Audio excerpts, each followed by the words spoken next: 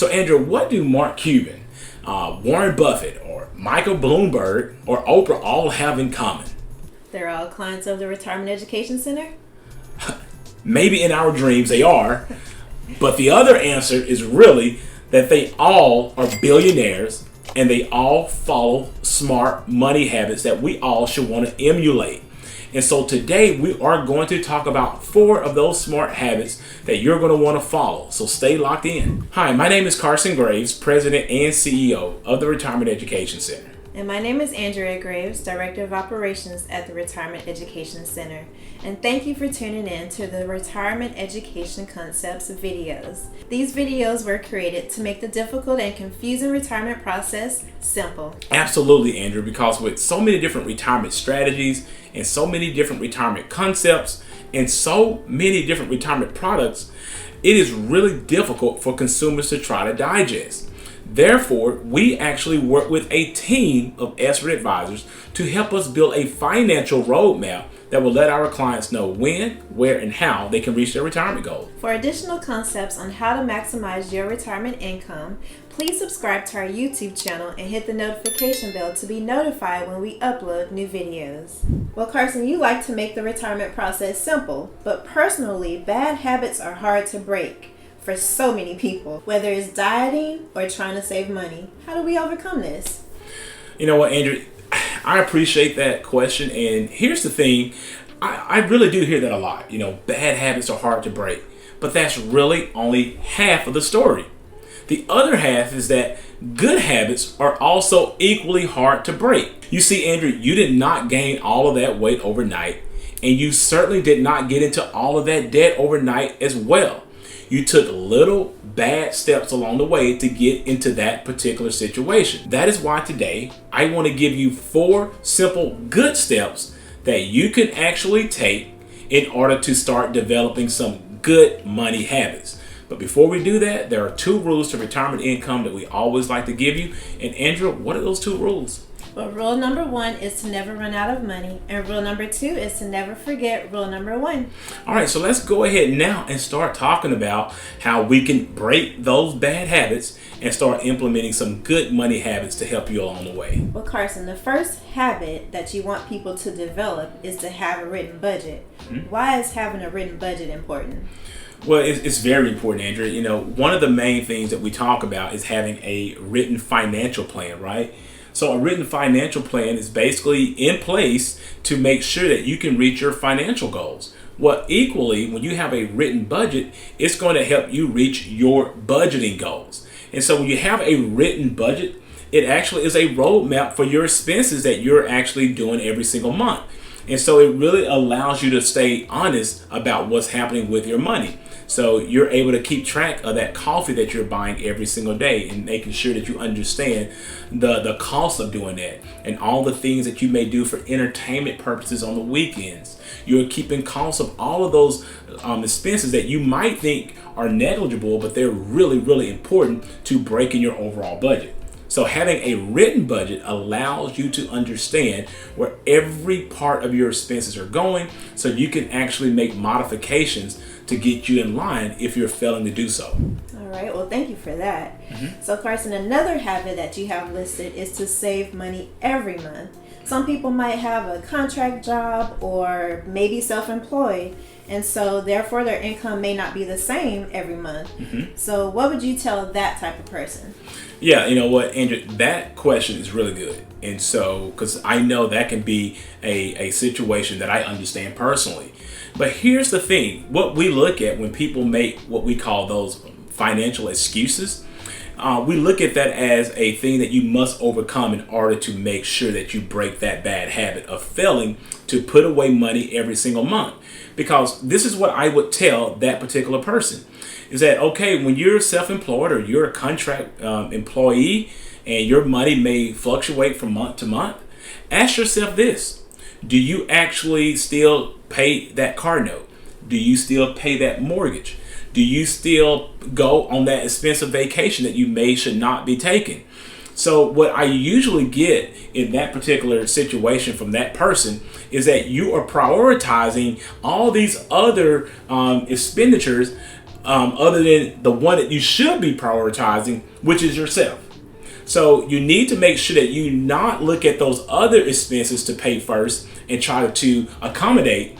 Put yourself in front of all of those things and then set up an amount of money that you can do systematically every single month.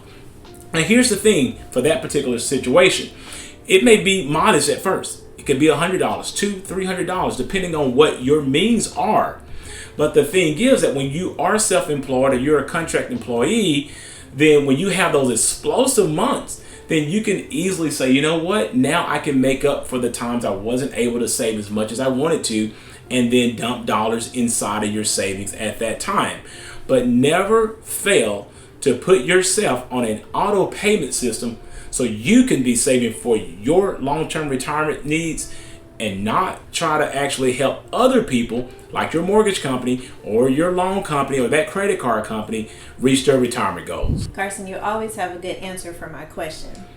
But well, it's my channel, Andrew, so I hope that I can have a good answer. But go ahead.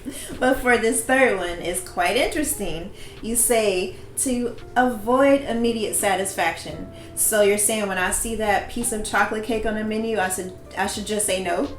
Well, I'm not saying that exactly, Andrew. You know, that piece of chocolate cake is going to be between you and your swimsuit.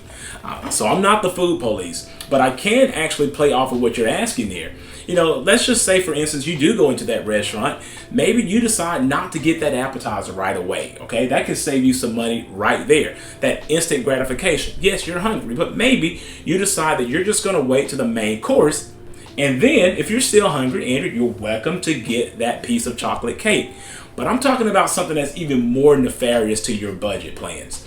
And that's just walking into that mall and you're seeing that expensive purse, or you're seeing those expensive shoes, or you have this inkling to go out and buy a major item, whether it be a new car or whatever it may be. One, you have to ask yourself, why are you doing this? Are you doing this in order to impress others? Or are you doing this for some sort of emotional deficiency that you may be trying to mask? Whatever it may be, you certainly want to talk to someone to help you out of that bad habit in order for you to obtain the financial success that you're looking to obtain for yourself.